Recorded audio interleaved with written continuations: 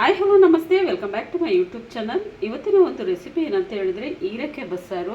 So ಹೀರೆಕಾಯಿ ಬಸ್ಸಾರು ಒಂದು ಟೇಸ್ಟಾಗಿ ಒಂದು ಅದ್ಭುತವಾಗಿ ಮಾಡೋದು ಹೇಗೆ ಅಂತೇಳಿ ತಿಳಿಸ್ಕೊಡ್ತೀನಿ. ಸೊ ಎಲ್ಲರೂ ಸಾಮಾನ್ಯವಾಗಿ ಮಾಡಿರ್ತಾರೆ, ಆದರೆ ಈ ಥರ ನೀವು ಮಾಡಿ ನೋಡಿ.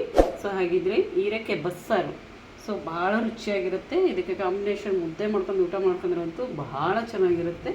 ಸೊ ಹಾಗಿದ್ರೆ ಬನ್ನಿ ಸ್ಟಾರ್ಟ್ ಮಾಡೋಣ, ತಡ ಮಾಡೋದು ಬೇಡ. ಇಲ್ಲಿ ನೀರು ಚೆನ್ನಾಗಿ ಕಾದಿದೆ.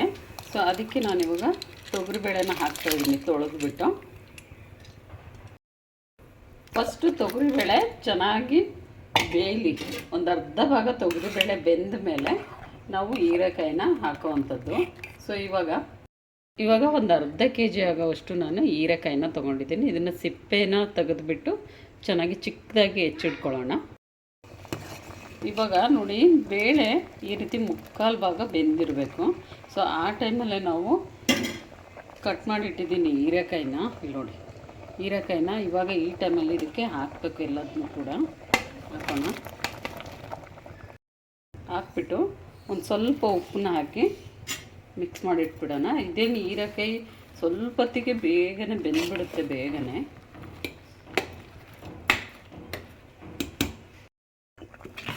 ನೋಡಿ, ಇಷ್ಟು ಬೆಂದಿದೆ ಇವಾಗ ಹೀರೆಕಾಯಿ, ಸಾಕು.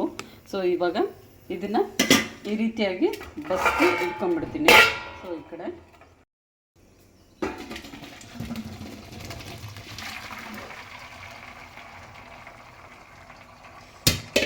ಸೊ ಇಲ್ಲಿ ನೋಡಿ, ಇದು ನೀರು ಸಪ್ರೇಟ್ ಆಗುತ್ತೆ, ಕೆಳಗಡೆ ಬೀಳುತ್ತೆ. ಅದರಿಂದನೇ ನಾವು ಇದಕ್ಕೆ ಬಸ್ಸಾರಿಗೆ ಕಟ್ ಮಾಡೋದು. ಸೊ ಇದನ್ನು ಮೇಲ್ಗಡೆ ಪಲ್ಯ ಮಾಡಲಿಕ್ಕೆ ತೊಗೊಳ್ಬೇಕಾಗುತ್ತೆ. ಸೊ ಇವಾಗ ನೆಕ್ಸ್ಟ್ ಈಗ ಒಂದು ಹಂಚಿಗೆ ಒಂದು 2 ಈರುಳ್ಳಿನ ಕಟ್ ಮಾಡಿ ಹಾಕಿ ಚೆನ್ನಾಗಿ ಹುರ್ಕೊಳ್ಳೋಣ. ಏನೇನು ಹುರ್ಕೋಬೇಕು ಅಂತೇಳಿ ಇವಾಗ 1 by 1 ಹಾಕ್ತೀನಿ, ಹಂಗೆ ನೋಡ್ತಾ ಇರಿ. ಸೊ ಈರುಳ್ಳಿ ಹಾಕಿದ್ನಲ್ವಾ, ಸೊ ಇದಕ್ಕೆ ಇವಾಗ ನಾನು ಬೆಳ್ಳುಳ್ಳಿ ಹಾಕ್ತೀನಿ. ಬೆಳ್ಳುಳ್ಳಿ ಜವಾರಿ ಬೆಳ್ಳುಳ್ಳಿ, ಇದೇನು ಸಿಪ್ಪೆ ಬಿಡಿಸೋದೇನು ಬೇಡ. ನೆಕ್ಸ್ಟು ಕಟ್ ಮಾಡಿಟ್ಟಿರೋಂಥ 1 ಟೊಮೊಟೊನ ಹಾಕಿದ್ದೀನಿ. ಸೊ ಇದಿಷ್ಟು ಚೆನ್ನಾಗಿ ಹುರ್ಕೋಬೇಕಿದ್ನ. ಇದಕ್ಕೆ ಒಂದು ಅರ್ಧ ಒಳಗೆ ಕಾಯಿನ ಹಾಕ್ತಾಯಿದ್ದೀನಿ. ಸೊ ಹಸಿಕಾಯಿ ಹಾಕ್ಬಿಟ್ಟು ಇದ್ರ ಜೊತೆಗೇ ಈ ರೀತಿಯಾಗಿ ಹುರ್ಕೊಳ್ಳಿ. ಇದಕ್ಕೆ ಕರಿಬೇವು,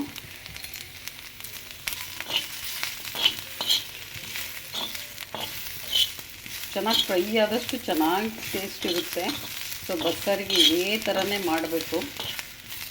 ಸ್ವಲ್ಪ ಕಾಳು ಮೆಣಸು ಹಾಕ್ತಿದ್ದೀನಿ, ಒಂದು 10-12 ಕಾಳಿದೆ.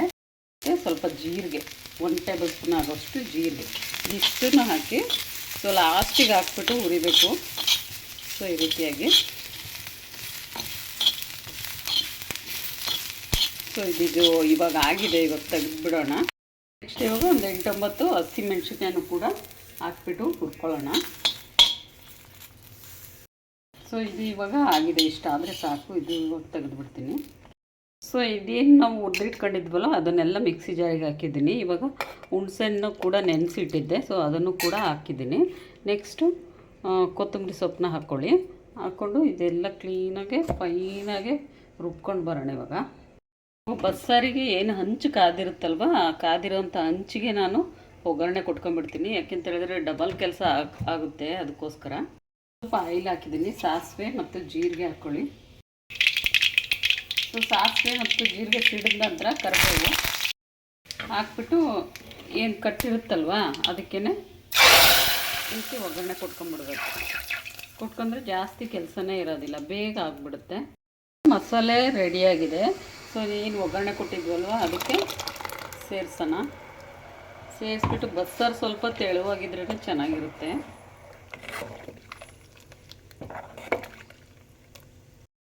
ಅದೇ ಒಂದು ಮಿಕ್ಸಿ ಜಾರಿಗೆ ಸ್ವಲ್ಪ ನೀರು ಹಾಕ್ಬಿಡಿ.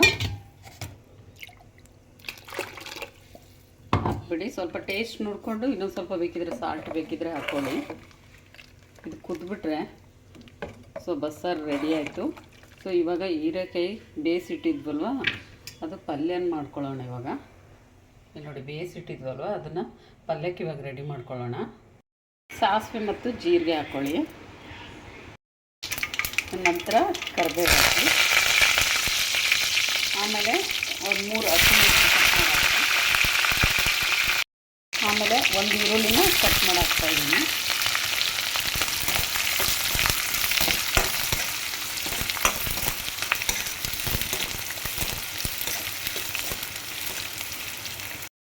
ಇದಕ್ಕೆ ಇವಾಗ ಒಂದು ಸ್ವಲ್ಪ ಉಪ್ಪನ್ನು ಹಾಕ್ಕೊಳ್ಳಿ.